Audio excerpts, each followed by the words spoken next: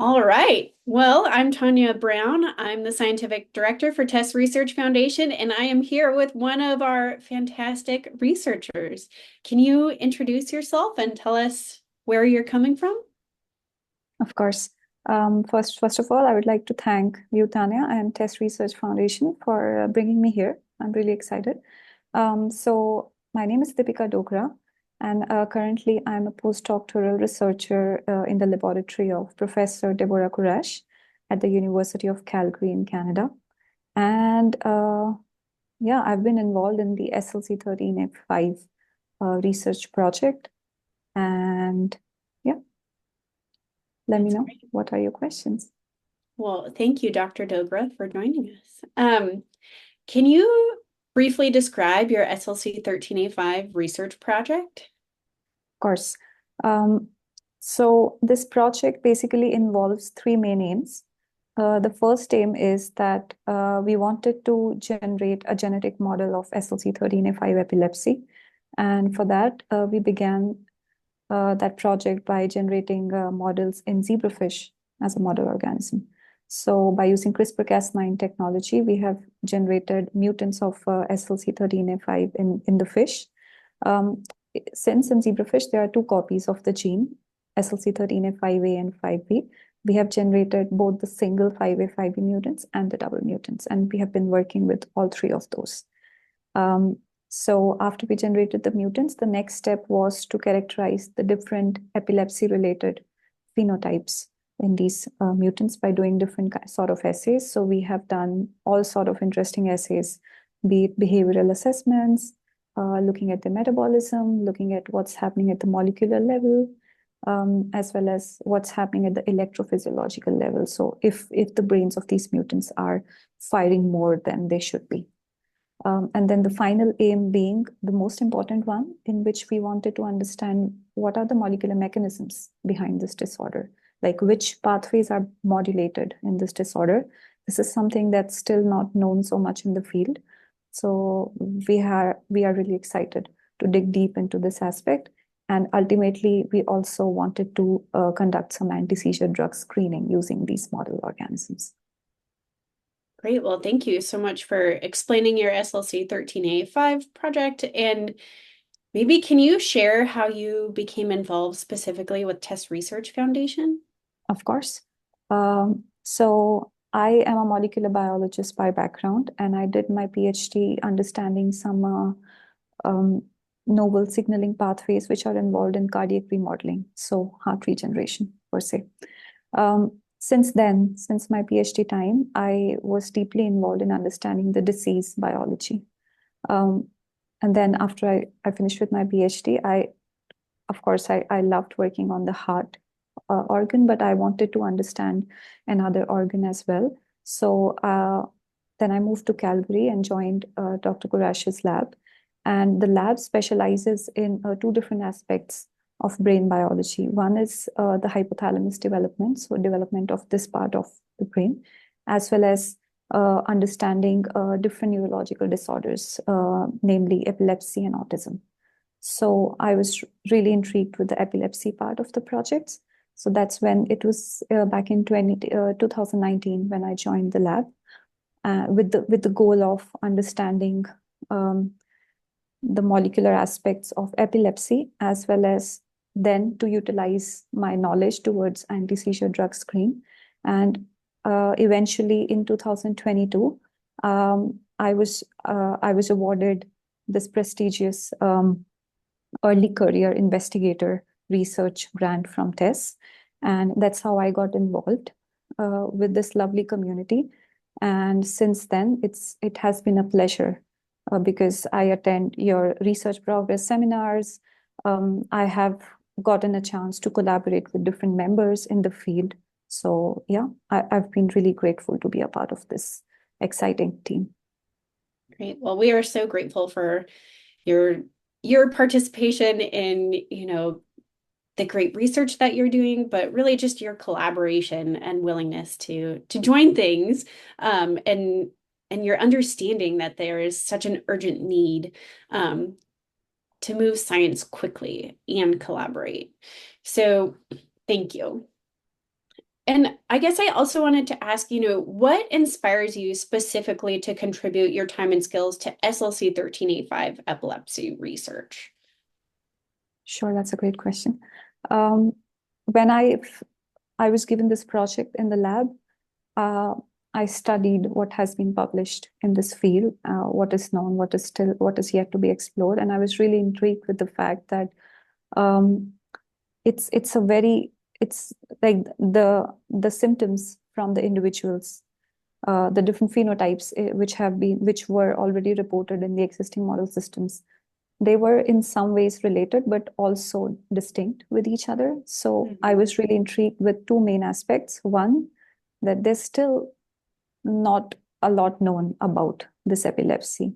Like how does mutations in this citrate transporter lead to epileptic seizures, specifically in the neurons, in the brain cells? Like, why is it targeting those cell types? That was not known still. And then secondly, another important aspect which I tried to cover in my work on the project was that how does these different phenotypes amongst the model systems and the SLC13A5 individuals, how can you correlate them? So how can you correlate, for example, if the individuals are suffering from cognitive impairments or sleeping disorders, these behavioral aspects, how can you relate to those by using a model system?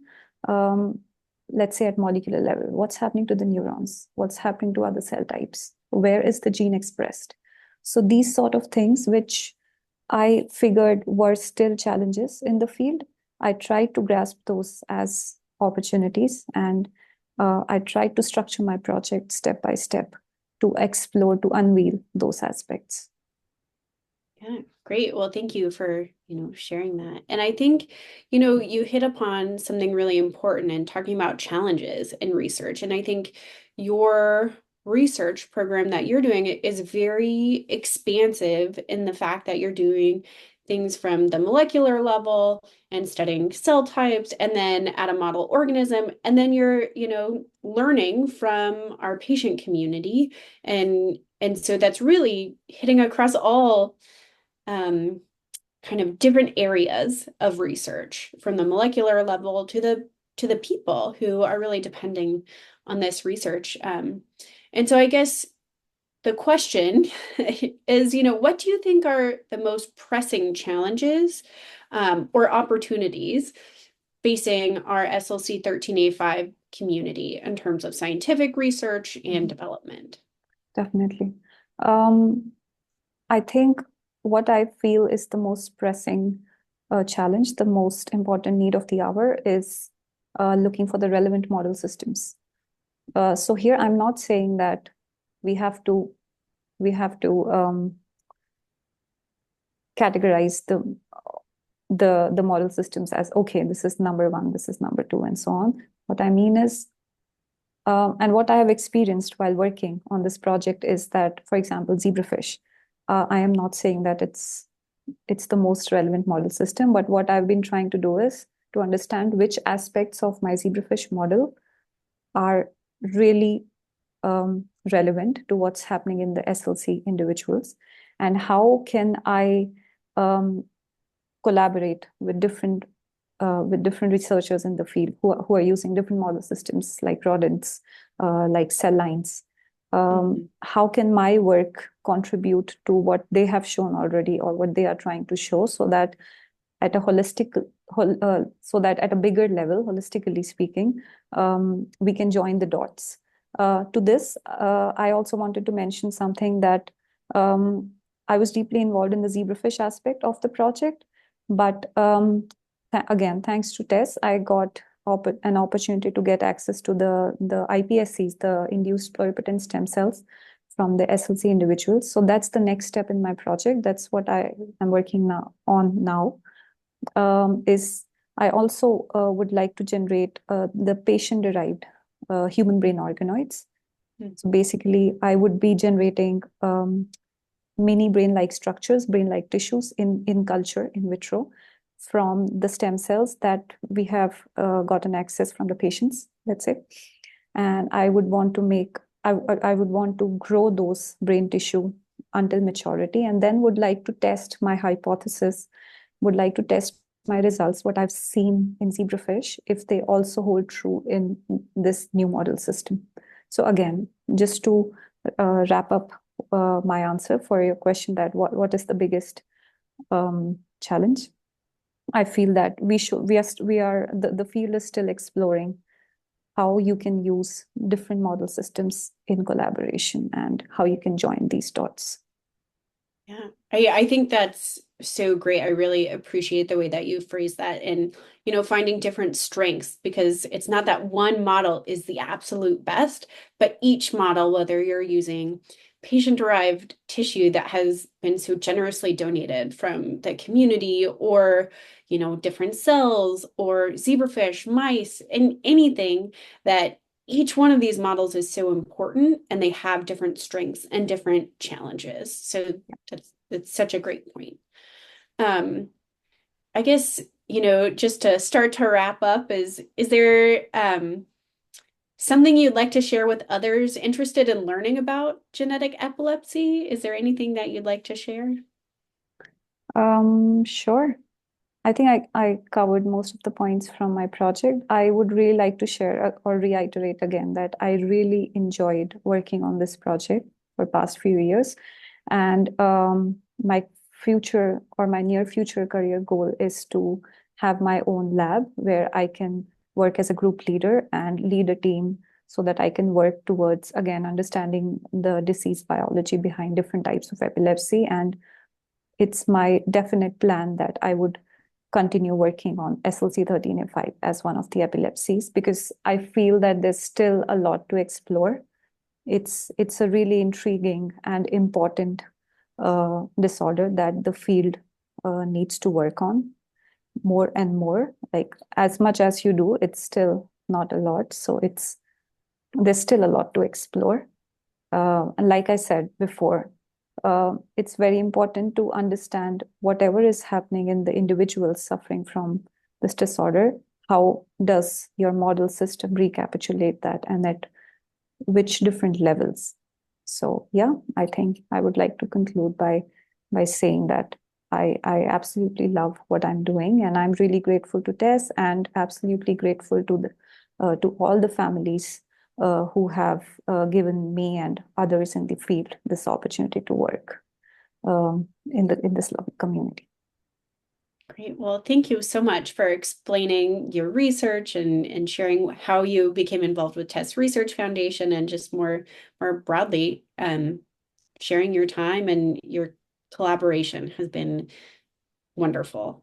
So is there anything else you want to share? Any last minute, thing Um, or? I think, yeah, I think I've shared most of the things. Yeah. Again, thank you so much for giving me this opportunity. It's been a pleasure to be a part of the community, and I really appreciate you bringing me to this platform today. And it was lovely to share my feelings and explain my project. I hope I was able to explain it at a layman level. Please pardon me if there were some heavy scientific terminologies used, but I really enjoyed this conversation. Thank you. Great. I enjoyed it as well. Thank you, Dr. Dogra. Thank you.